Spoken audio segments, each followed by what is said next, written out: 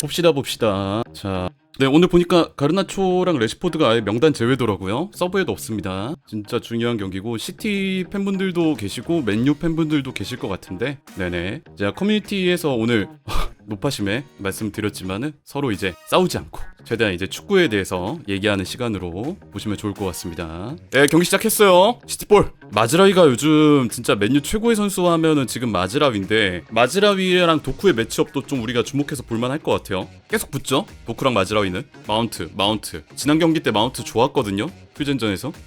마운트가 누웠어요? 아하. 이러면은 경기 플랜이, 이러면 브루노를 위로 올리고 뭐 마이누나 다른 선수를 중원에 배치하는 생각으로 하겠죠. 야, 마운트는 근데 진짜 물론 이제 선수 본인이 제일 아쉽고 분통하긴 하겠지만은, 이거는 좀 왜 이렇게 유리몸이 됐냐? 진짜로 속상해합니다. 마운트도. 마운트 나갑니다. 브루노가 한 칸 전진하고요. 마이누 투입. 마이누가 조금 갑작스럽게 투입되긴 했는데 도쿠한테 공간이 열리죠. 이번에도 마즈라위가, 오늘 마즈라위가 도쿠를 완전 막아 세우는데. 데브라이너. 그바르디오! 이야, 그바르디올이 헤더로. 야, 근데 결국 이것도 어떻게 보면 코너킥 상황에서 나온 실점이죠. 맨유 입장에서는 오히려 굴절 때문에 이건 좀 불운했네요. 이러면 끝나네요. 전반전. 솔직히 얘기하자면 둘 다 그렇게 좋은 핏은 아니었다. 시티도 그렇고 맨유도 그랬고. 유독 오늘 시티가 내 개인적으로는 롱볼이 좀 되게 많이 나왔다. 특히 아까 전에 시티의 후방 빌드업 상황에서 에데르송이 볼을 잡고 있는데 맨유가 그렇게 엄청 타이트한 압박을 가져간 것도 아니었거든요. 그냥 어느 정도의 부분적 압박을 가져가고 있는데, 백스리 라인에서의 움직임도 그랬고 이 앞쪽 미드필더 라인의 움직임도 그 오프 더 볼이 그렇게 활발하지가 않아서 에데르송이 그냥 롱킥을 때려보내는 장면들이 몇 차례 정도 있었어요. 이게 과르디올라가 이렇게 하라고 그럴 것 같진 않아. 이게 사실 내가 과르디올라 축구를 보면서 참 낯선 장면이기는 해요. 뭐 예전에 다른 영상으로도 말했고 몇 번 말했지만 제가 과르디올라 팬이라서, 제가 후반에 바라는 점이 있다면은 시티는 오른쪽에서 뭔가 하기는 좀 어려울 것 같긴 하다. 도쿠를 스위칭하는 것도 한번 생각해볼 만한데, 왜냐면은 도쿠가 마즈라위를 지금 못 뚫어. 너무 좀 많이 봉쇄당해. 그래서 오히려 반대쪽으로 스위칭하는 것도 생각을 해볼 만할 것 같고, 맨유 입장에서는 아마드 윙백을 쓰는 게 나을 수도. 진짜로 마즈라위를 오른쪽 스토퍼로 내리고 아마드를 오른쪽 윙백으로 쓰는 게 나는 나을 수도 있을 것 같다. 안토니가 이러면 나 또 안토니 맘소리 듣는데. 진짜 안토니가 지난 경기에서 안토니가 오른쪽 윙백으로 나왔을 때 아마드랑 링크가 괜찮았어요. 안토니가 올라가서 벌려주고 하트가 하프 스페이스 차지하면서 슈팅 때리는 이 그림이 많이 나왔어. 안토니 한번 생각해볼 만하다. 오늘 마즈라위는 진짜 든든 국밥 그 자체네. 공격적으로는 좀 아쉽죠. 수비적으로는 완벽합니다. 뭐. 녹았어. 마즈라위 처음 녹았어요. 녹았다. 한 번 녹았다. 마즈라위 역할이 중요하다고 얘기하는 게 저런 겁니다. 마즈라위가 한 번 뚫리면 큰일 나요. 지금 그릴리시 들어오네요. 도쿠를 빼네요.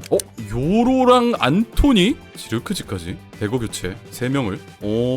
지르크지가 그러면 원톱이겠죠?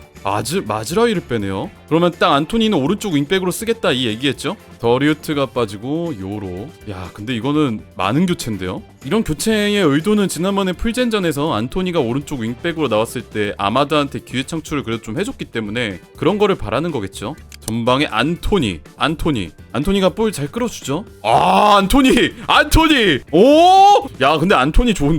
안토니가 저렇게 볼을 잡고 벌려줬을 때 볼을 안 뺏기고 넘어가 주는 게 중요하죠. 아마드! 페널티! 맨유가 페널티를 얻습니다. 야, 이건 진짜 사고인데? 시티가? 이건 누네스가 대형 사고를. 자, 페널티킥 브루노 페르난데스 찹니다. 브루노 페르난데스가 1대1. 야, 이러면서 맨유가 1대1로. 아직 경기 안 끝났어요. 안토니 활발한데요? 안토니 교체 선수라면 저렇게 보여줘야죠. 야! 아마드가 미쳤다. 와, 아마드가 만들어낸 페널티킥이었고 아마드가 역전골을 낸 경기. 린델로프가 들어왔어요. 잠근다. 맨유 지금 센터백 4명이에요. 맨유가 2대1로 시티를 잡으면서 이런 경기가 있습니다, 여러분. 야,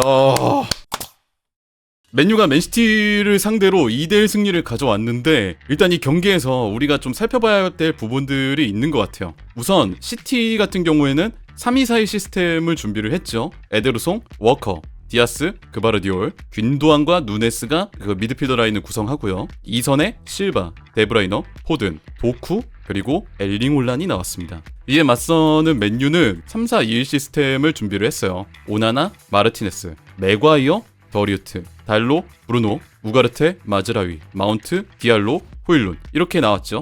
아모림의 선택은 마즈라위를 오른쪽 윙백으로 놓고 더리우트를 오른쪽 스토퍼로 놓고 맥과이어를 가운데에 놓는 거였습니다. 우선 맥과이어가 가운데 센터백으로 나왔을 때 아모림의 3-4-3에서도 예전부터 그랬잖아요. 맥과이어가 비판을 듣기는 했었지만 그 와중에도 측면으로 방향전환 롱패스를 뿌려주는 이 플레이들이 괜찮았어요. 아니 오히려 좋았지. 되게 좋았는데 오늘도 그런 플레이를 기대를 하면서 달로나 마즈라위의 전진을 돕겠다. 특히 마즈라위 같은 경우에는 지금까지 오른쪽 스토퍼에서 좋은 모습을 보여줬기 때문에 혹시나 마즈라위가 볼을 끌고 직접 전진하는 게 어려울 수는 있다. 그러니까 가운데 맥과이어를 필두로 네가 볼을 배급해줘라. 이런 의도가 좀 숨겨져 있었던 것 같아요. 실제로 이번 경기에서도 보면은 맥과이어가 가운데 자리를 잡으면서 양쪽 측면에 볼을 뿌려주는 그림들이 꽤 자주 나왔죠. 그런데 일단은 생각은 이랬지만 시티도 그랬고 맨유도 그랬고 경기가 생각한 대로 잘 풀리지는 않았어요.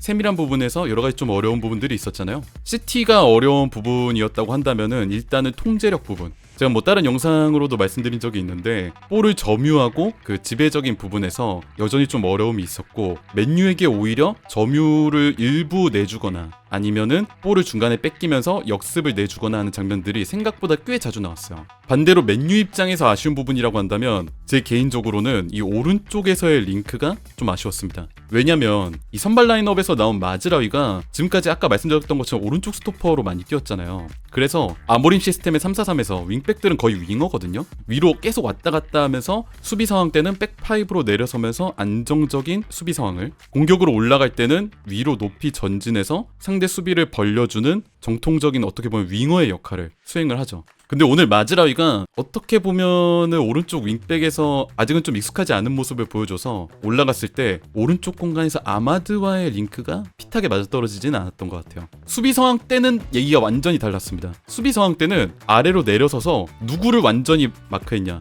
이번 경기의 하이라이트라고도 할 수 있는데 도쿠랑 마즈라위의 매치업, 이게 진짜 재밌었어요. 어떤 그림들이 있었냐면 아시겠지만 지금 시티는 3-2-4-1로 올라갔을 때 도쿠를 기준으로 변수를 좀 창출하는 그림들이 많이 나오잖아요. 도쿠가 특유의 드리블로 상대를 제치고 또 다른 상대를 유도한 다음에 다른 공간에서 시티의 선수들이 기회를 얻는 그림, 이런 그림들이 어떻게 보면 시티의 공격에서 중요한 부분을 차지하는데 이 그림을 마즈라위가 대부분 막아냈습니다. 그 후반전에서 보시면은 한 번 녹은 거, 그 장면 빼고는 도쿠랑 마즈라위의 매치업은 마즈라위가 다 막았어요. 대신에 아까 말씀드렸던 것처럼 마즈라위가 아모림 체제에서 윙어의 역할을 수행해줘야 되는 오른쪽 윙백 역할로는 많이 뛰어보지 못했기 때문에 공격적으로는 좀 아쉬웠는데, 그래서 아모림이 선택을 내리죠. 무슨 선택을 내렸느냐, 아모림의 비장의 한 수, 안토니가 들어왔어요. 이 안토니 오른쪽 윙백이 진짜 어떻게 보면 사실상 지금 맨유가 가지고 있는 옵션 중에서는 가장 공격적으로 해결할 수 있는 옵션 중에 하나였어요. 왜냐면은 지난 풀젠전도 그랬지만 안토니가 위에 올라가서 파이널 서드까지 갔을 때 볼을 잡아주고 굉장히 키핑을 잘해주는 그림들이 많이 나왔거든요.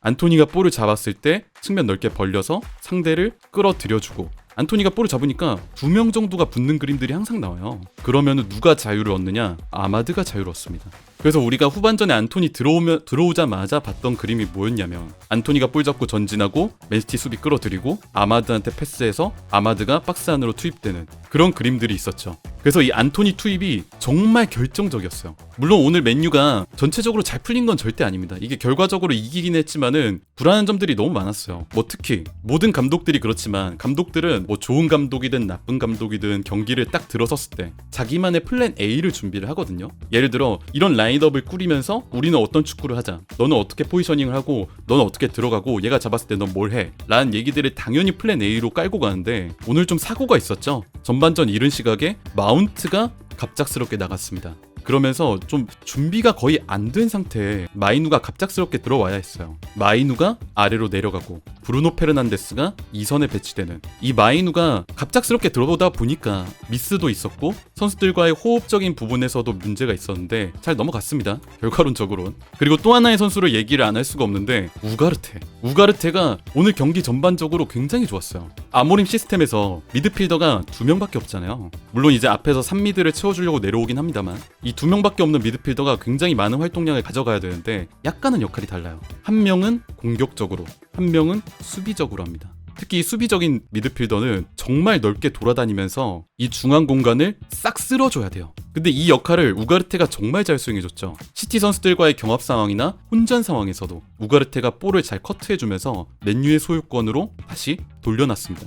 그리고 또 하나, 예전에 이제 우가르테가 처음 영입됐을 때 일부 전문가들이 얘기했던 우려점이 하나 있었어요. 뭐 이건 사람마다 다르지만은 우가르테가 패스 능력이 별로다라는 그 전문가들의 일부 의견이 있었는데, 적어도 제가 보기엔 오늘 경기에서 우가르테 패스 좋았습니다. 특히 어떤 그림들이 많았냐면 우가르테가 왼쪽 측면이나 이 하프스페이스 인근에서 볼을 잡았을 때 돌려놓는 그림들이 되게 많이 나왔어요. 이 오른쪽 측면이랑 반대로 돌려놓는 그림들이 굉장히 많이 나왔고 심지어 그 패스가 정확했습니다. 예전 카세미로가 폼이 좋았을 때 롱패스가 좋았다, 우리가 이렇게 얘기를 하는데 우가르테도 오늘 굉장히 나쁘지 않았어요. 전환이 되게 좋았다. 시티가 전체적으로 그래도 후반전 막바지까지 80분대 후반까지 리드를 가져가면서 괜찮았거든요. 그래도 짜잘한 실수들은 있었어도. 근데 언제 문제가 발생했냐면 세트피스 상황에서 문제가 발생했습니다. 시티가 코너킥을 차는데 당연히 뭐 여러분 모두 아시겠지만 코너킥 상황은 키가 큰 센터백들이 안에 들어가 있어요, 상대 박스 안에. 그러다 보니까 후방에는 뭐 예를 들어 풀백이나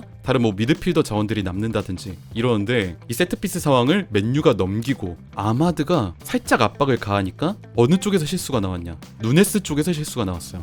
누네스가 에데르송한테 이제 패스를 넘기는데 이게 굉장히 좀 애매한 백패스가 되면서 아마드가 그 볼을 빼앗고 위협적인 상황까지 가는데 성공을 하죠. 이거를 누네스가 커버하려다 보니까 페널티킥을 내주고 그 볼을 브루노 페르난데스가 해결을 하면서 맨유가 1대1 동점으로 따라붙습니다. 이렇게 1대1로 붙으니까 시티 입장에서는 역시 급하죠. 특히 과르디올라 같은 경우엔 시티가 좀 상황이 안 좋은 분위기는 있습니다만 그럼에도 라인을 올리고 공격적인 축구를 여전히 추구를 하거든요. 이렇게 라인이 올라와 있을 때 맨유가 후반전 막바지 때려놓은 롱킥 한 방이 누구한테 떨어졌냐, 아마드한테 또 갑니다.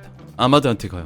근데 아마드가 놀랍게도 너무 완벽한 터치와 컨트롤 능력을 보여주면서 터치 2번으로 해냈죠. 에데르송을 넘기는 터치 1번, 그리고 안쪽으로 들어갔을 때 슈팅 1번. 이걸로 시티를 침몰시켰습니다. 진짜 오늘 아마드는 PK 유도 1번, 골 하나, 그냥 아마드가 이긴 경기나 다름없었어요. 진짜. 왜냐면은 이 2골 다 사실상 개인 능력으로 만들어낸 골이거든요. 압박을 해서 그거를 PK 유도한 거 하나, 후방에서 날아온 롱볼 컨트롤로 잡아두고 터치 2번으로 에데르송 녹여서 득점한 거 하나. 이게 2개 다 사실 개인 능력이 너무 빛났던 장면이에요. 오늘 아마드가 다 진 경기 끌어올려준 거나 다름없습니다.